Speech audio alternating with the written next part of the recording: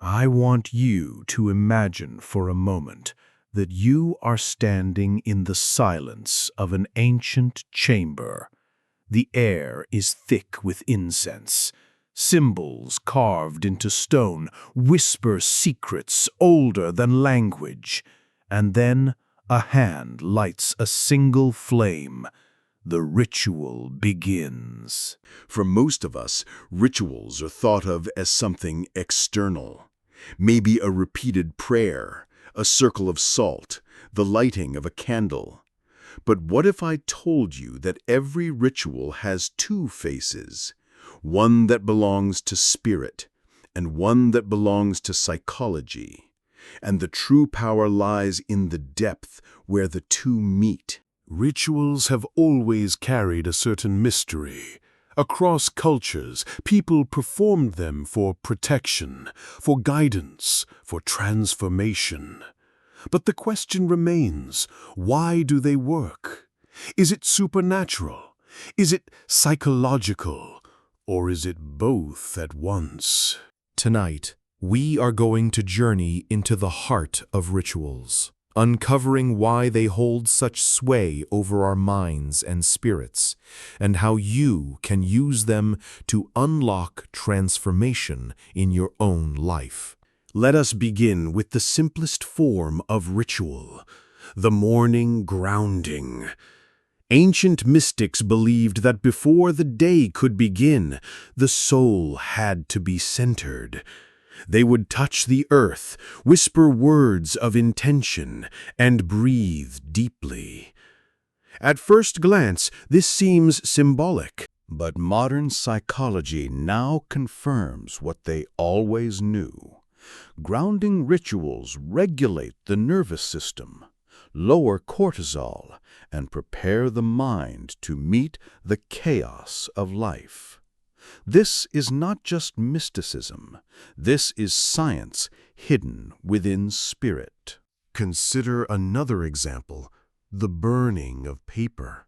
Across cultures, people wrote down fears, doubts, or names of spirits and burned them in fire. To the spiritual mind, fire consumes and purifies.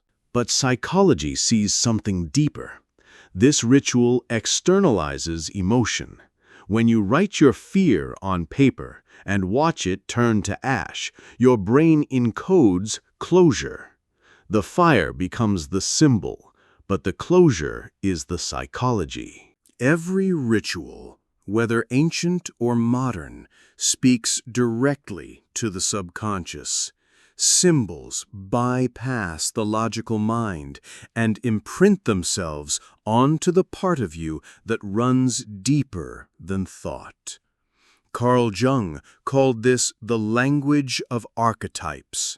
And rituals are, in truth, a living language that communicates with the soul through symbols. But let us ask the dangerous question. What happens when you do not perform ritual? You drift, your psyche becomes scattered, your spirit untethered. Ritual is the anchor that prevents you from dissolving into chaos. This is why every culture, from shamans in the jungle to monks in stone temples, crafted rituals. Without them, the mind falls into disorder. With them, we walk a path of alignment.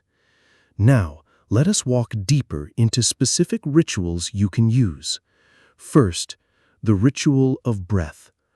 3 deep breaths taken with intention before you speak, before you act, before you begin any task. Simple, yes, but it reshapes the nervous system. Second, the ritual of fire. Write one thought that haunts you, burn it, and release it. Third, the ritual of symbols.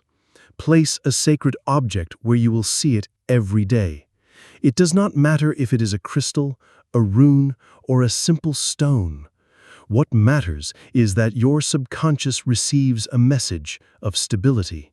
Each of these rituals is both mystical and psychological. And here is the true secret. You do not have to choose between science and spirit. The ritual is the bridge. It binds what is seen and unseen. But beware, there are rituals that mislead. Empty repetition without intention is nothing more than habit. For a ritual to transform, it must carry both meaning and depth. You must step into it as though it is sacred. You must believe, not blindly, but deeply, that what you do matters. And when you do, your mind responds. Your spirit responds. Your life responds. Now, imagine if you began to weave small rituals into your daily life. A candle lit before you meditate, a journal entry before you sleep, a whispered word of gratitude before a meal. These are not empty gestures. These are anchors for the psyche. They remind you that life is not chaos, but ceremony. As we close, remember this. Rituals are not about superstition. They are about meaning. They awaken the part of you that longs for depth, order, connection.